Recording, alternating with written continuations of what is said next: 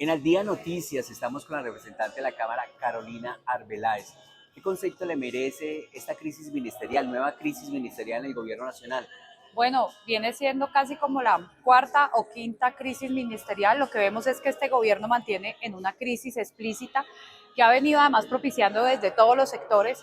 Hay crisis en el sistema de salud, hay crisis en energía, hay crisis en el Ministerio de Vivienda, precisamente por el programa de Mi Casa Ya que decidieron destruir y decidieron acabar, dejando a millones de familias sin la posibilidad de tener una casa propia. Entonces aquí lo que vemos es que este gobierno vive de crisis en crisis y a eso es lo que nos han venido llevando, a un desgobierno. Lo presenciamos durante el Consejo de Ministros que fue transmitido, ese reality que presenciaron todos los colombianos, donde vimos la incapacidad de los ministros, pero adicional, la incapacidad de liderar de un presidente. ¿Quién es quien debe estar liderando el barco? ¿Quién es el director de la orquesta? Pero vemos un presidente completamente desconectado con la realidad del país, con los problemas del país, un presidente que definitivamente nunca entendió para lo que fue elegido, que fue para gobernar y solucionar los problemas. Sigue mirando con un espejo retrovisor, lavándose las manos. Lo que vimos también, parte fue como un presidente intentando lavarse las manos de la baja ejecución y la falta de planeación y la improvisación a sus ministros. Unos ministros que entre ellos también pues no se quieren, no trabajan de manera articulada y bueno, muy preocupante. Yo veo el panorama preocupante. Creo que lo que viene para este año es muy retador, es el momento de llamar a la unidad, de que no solamente de los políticos, sino también los ciudadanos se unan precisamente para marcar una agenda de país que nos permita rápidamente recuperar todo lo que está pasando en el 2026. Entonces esa es la invitación que yo le hago a todos los sectores, a los sectores empresariales, a los sectores políticos, a las organizaciones y a la ciudadanía. Debemos enfrentar toda esta crisis unidos, pues porque definitivamente aquí hay muchas personas engañadas por un cambio y una paz total que es una completa farsa. Representante, ¿cómo ve usted ese Consejo de Ministros? ¿Como que se le salió de las manos las consecuencias del mismo? ¿O realmente fue un sofisma de distracción, una cortina de humo, una puesta Pues en escena? ¿Cómo lo vio? yo creo que es una mezcla de muchas cosas, una puesta en escena de un presidente que perdió el control del país, nunca lo ha tenido de hecho, y que todo lo que está pasando en el Catatumbo, pues esto lo que permite es construir una cortina de humo para que hoy todos estemos hablando del Consejo de Ministros y no de la crisis humanitaria del Catatumbo que no se ha atendido por parte del gobierno nacional como debe ser. Como pudimos evidenciar, fue el mismo ministro de Defensa quien reconoció que al Plateado Cauca no ha llegado digamos, la presencia institucional, no ha llegado el gobierno con acciones concretas, que solo fueron allá a tomarse una foto. La situación del Cauca es tan grave como la del Catatumbo, es una bomba de tiempo que pues esperemos que pues no explote aquí a corto plazo, porque eso es lo que estamos viendo, unas alertas tempranas por parte de la Defensoría que no han sido atendidas por parte del gobierno nacional, y es muy lamentable con los territorios, con las personas que están siendo desplazadas. El Catatumbo hoy deja más de 52.000 desplazados, que nos duele porque precisamente vemos un gobierno que no ha hecho nada para atender la crisis, que no atendió las alertas, pero sobre todo que tiene atado de pies y manos a la fuerza pública. Falta de presupuesto, no están, digamos, fortaleciendo la fuerza pública para poder desplazarse y poder atender pues esta crisis de seguridad. Pasa de todo y no pasa nada, ¿no? Un nuevo capítulo ahora con Papá Pitufo, 500 millones de pesos en la campaña. No, los escándalos, miren, este fue un gobierno que se hizo elegir con un discurso anticorrupción, pero lamentablemente, desafortunadamente, es la misma vicepresidenta quien en ese Consejo de Ministros reconoció que este es un gobierno corrupto. Entonces, imagínense, es que no se nos puede olvidar pues todos los escándalos de corrupción, se robaron el agua de la Guajira, los escándalos que también, los testimonios del mismo hijo del presidente, quien reconoce que la campaña se hizo con dineros ilegales, hoy que se conoce también pues este nuevo escándalo que deja involucrado y deja mucho que preguntar sobre cómo se financió la campaña de Gustavo Petro de manera ilegítima y de lo ilegítimo que es su gobierno.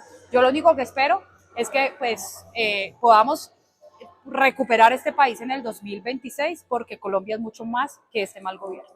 En las sesiones extraordinarias de Cámara, ¿cree que pueda pasar la reforma a la salud? Bueno, pues yo espero que los partidos hayan entendido de lo difícil y el panorama tan complejo que se está viviendo con la salud de los colombianos, que entiendan que aquí lo que está en juego es las vidas, que con esta es una reforma que materializa prácticamente el chuchuchu de Gustavo Petro, esa estrategia de destruir todo el sistema de salud que hoy pone en riesgo la vida de muchos, sobre todo esos pacientes de alta complejidad y esos pacientes de enfermedades huérfanas que hoy están sin medicamentos, sin atención, sin tratamiento, precisamente por la crisis que está viviendo el sistema. A pesar de que ya existe un fallo de la Corte que obliga al gobierno nacional a ajustar la UPC, el gobierno se niega a hacerlo, precisamente para eso, para desfinanciar el sistema y luego pues decir que ellos son los que salvan y van a salvar a Colombia. Entonces, esto ya es un libreto copiado de lo que pasa en Venezuela, de lo que pasa en Cuba y lo que hoy los colombianos pues no se pueden dejar seguir engañando por parte de este gobierno. A ellos poco les importa la salud y la vida de la gente, lo que tienen es una ideología marcada que lamentablemente aquí lo que pues vemos es la improvisación y cómo pretenden destruir todo lo que se ha construido en muchos años. Representante, ¿cómo interpreta usted o a qué se debe, a que pese a los resultados de un mal gobierno, como usted misma lo califica, lo considera, lo diagnostica, y todos los escándalos que ha rodeado a este gobierno, el presidente continúe con un nicho, una fanaticada, un apoyo de parte de la población? Bueno, yo creo que es muy difícil salir a defender este gobierno con todos estos escándalos de corrupción, con este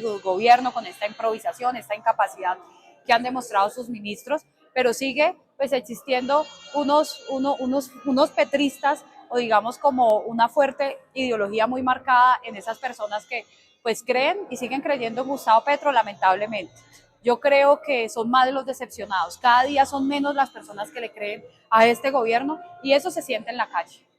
Y usted está en la oposición, garantías que los resultados del 2026 se vayan a respetar.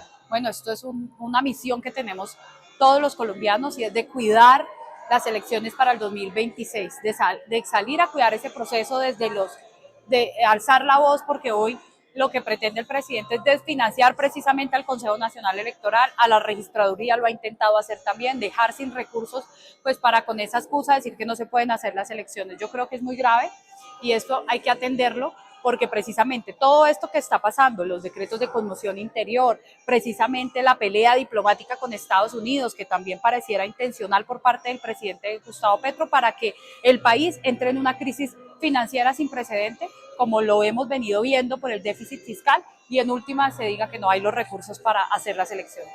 Ese es nuestro gran temor. Sí, una pregunta final. ¿Usted siente que le ha cumplido a sus votantes, a sus electores?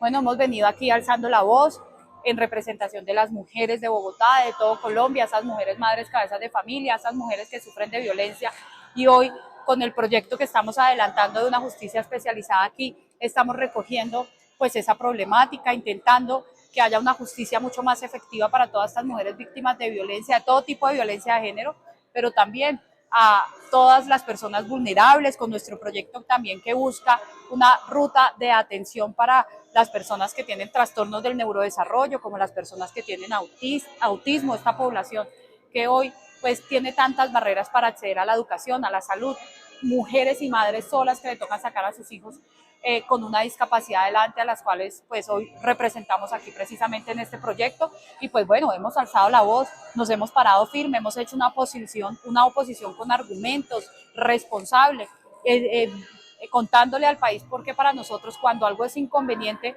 lo decimos por qué, pero también cuando algo le conviene a la ciudad, al país, pues también salimos a defenderlo. Representante, muy amable, gracias. Gracias a todos ustedes. Es Carolina Saludo a toda la Arbeláez, audiencia. representante a la Cámara por Bogotá en Al Día Noticias.